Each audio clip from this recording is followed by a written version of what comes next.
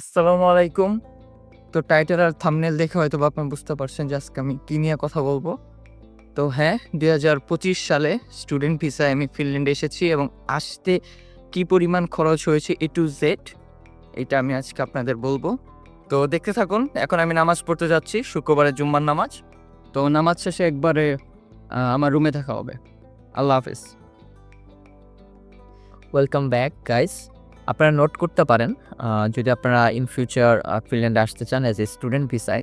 তো আজকের এই ভিডিওতে আমি একদম পাসপোর্ট থেকে শুরু করে একদম ফিনল্যান্ডে ল্যান্ড করা পর্যন্ত আমার যত খরচ হয়েছে এবং সম্ভাব্য যত খরচ হবে সব কিছু আমি এই ভিডিওতে রিভিল করব। তো প্রথমত পাসপোর্ট। তো আমি ধরে নিচ্ছি আপনাদের পাসপোর্ট এখনও হয় নাই। তো পাসপোর্ট করাতে আপনাদের 10 থেকে 15,000 টাকা খরচ হবে। আপনি যদি কোনো দালালের মাধ্যমেও যান তারপর আপনাদের 10 থেকে 15,000 টাকার বেশি খরচ হওয়ার কথা না। ওকে, এটা ফার্স্ট খরচ। এবং সেকেন্ড খরচ হচ্ছে আপনার IELTS। হ্যাঁ, অবশ্যই ফিনল্যান্ডে অ্যাজ এ স্টুডেন্ট ভিসা আসতে হলে আপনাকে অবশ্যই IELTS দিয়ে আসতে হবে। তো IELTS এর জন্য আসলে এটা ম্যান টু ম্যান ভ্যারি করে। কিছু, কিছু মানুষ প্রথম অ্যাটেম্পটেই তার ডিজায়ার ব্যান্ড স্কোর পেয়ে ফেলে এবং কিছু, কিছু পারসন দ্বিতীয়বার বা তৃতীয়বার ট্রাই করে। তো আমি ধরে নিলাম আপনার প্রথমবারই IELTS ক্র্যাক করে ফেলবেন। তো IELTS এর খরচ হচ্ছে আমি যখন দিয়েছিলাম তখন হচ্ছিল 22,000 টাকা। তো এখন মেবি সেটা 27,000 উঠে গেছে। তো আপনারা 27,000 টাকাই ধরতে পারেন। ফিনল্যান্ডে আসার জন্য আপনি 6.5 নো ব্যান্ড লেস দ্যান 6 হলেই আপনি যেকোনো ভার্সিটিতে এনরোল হতে পারবেন। তো আমি ধরে নিলাম আপনার প্রথমবারই আপনার ডিজায়ার ব্যান্ড স্কোর পেয়ে ফেললাম IELTS এ। ওকে। তো এখন আপনার পাসপোর্ট করা শেষ, আপনার IELTS হয়ে গেছে। তো এখন আপনাদের আপনার পছন্দের ভার্সিটিতে অ্যাপ্লিকেশন করতে হবে। হ্যাঁ, সেই অ্যাপ্লিকেশন ফিটা হচ্ছে €100। আপনি যদি জয়েন্ট অ্যাপ্লিকেশন করেন তাহলে আপনার €100 দিতে হবে। আর যদি আপনি সিঙ্গেল ইউনিভার্সিটিতে অ্যাপ্লাই করেন তাহলে আপনার €100 পার ইউনিভার্সিটি দিতে হবে। তো আমি ধরে নিলাম আপনি জয়েন্ট অ্যাপ্লিকেশনই করবেন যেটার জন্য আপনার €100 দিতে হবে। তো €100 মূলত বর্তমান আজকের রেটে হয়তোবা 14,200 টাকা। তো এটাই হয়তোবা কম বেশি হতে পারে। তো আপনারা সেটা ক্যালকুলেট করে নিতে পারেন। দেন ইনশাল্লাহ আপনি আপনার অফার লেটার পেয়ে যাবেন আপনার ডিজায়ার ইউনিভার্সিটি থেকে।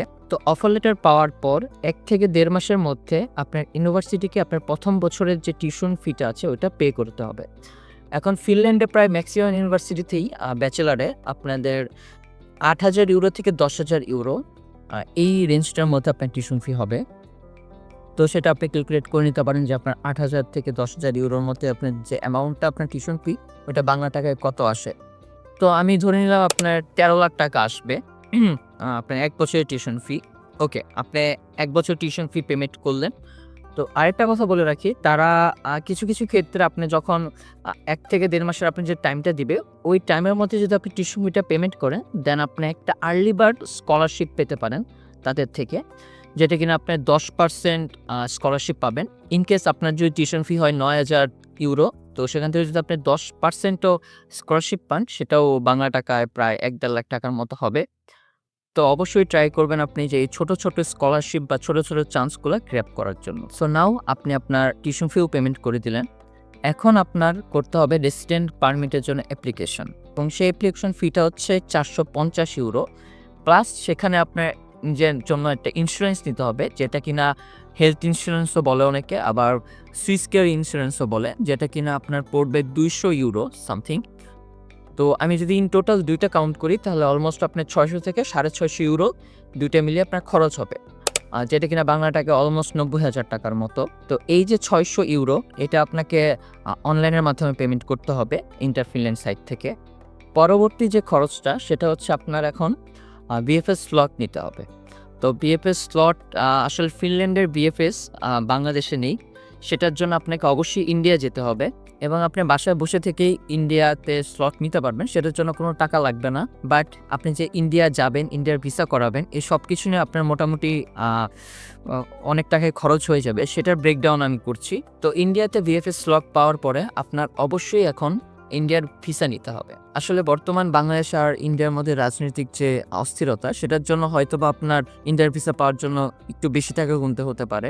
তা আমি ধরে নিলাম আপনি সিঙ্গেল যাবেন। তো সিঙ্গেল ইন্ডিয়ার ভিসা প্লাস ইন্ডিয়াতে যাওয়া, তারপর ওইখানে ১-২ দিন স্টে করা, দেন আবার বাংলাদেশে ব্যাক করা, এই সমস্ত কিছু খরচ হিসেবে আপনি ৫০ থেকে ৬০,০০০ টাকা ধরতে পারেন। এছাড়া যদি আপনি ইন্ডিয়াতে ফ্যামিলি নিয়ে যান তো এই খরচটা আসলে 2x 3x হয়ে যাবে। তো BFS যেদিন আপনি ফেস করবেন সেদিন আপনার এক্সট্রা কিছু টাকা নিয়ে যেতে হবে সেখানে। কারণ ওইখানে আপনার ইন্ডিয়ার যে বিএফএস ফি, ইন্ডিয়া বিএফএস গ্লোবালের যে একটা চার্জ আছে সেটা অলমোস্ট 30 ইউরোর মতো।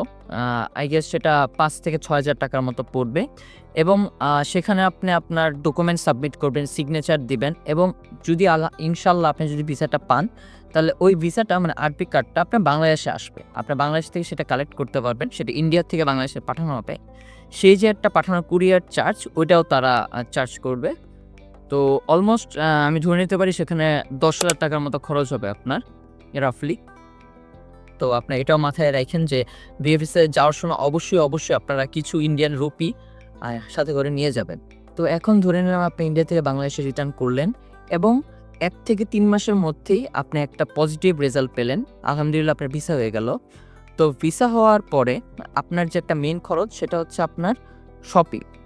শপিং বলতে গেলে আপনার একটা শীতপ্রধান দেশে আসবেন, সেই হিসাব করে আপনাদের বিভিন্ন ধরনের মাইনাসের জ্যাকেট, মাইনাসের হুডি, মাইনাসের ট্রাউজার আরও বিভিন্ন কিছু আছে, সেটার জন্য টাকা খরচ হবে। তো সেটা ম্যাক্সিমাম 50,000 টাকা। তো 50,000 টাকা মোর দেন এনাফ আপনার একটা সিঙ্গেল পার্সনের জন্য শপিং করার ক্ষেত্রে।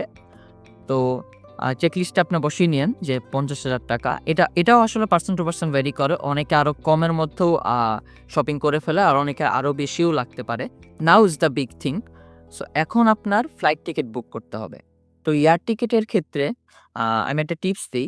যেদিন আপনি আপনার আরপি কার্ডটা হাতে পাবেন, ঠিক সেই সময়ই আপনি আ এয়ার টিকিটটা কনফার্ম করে ফেলবেন।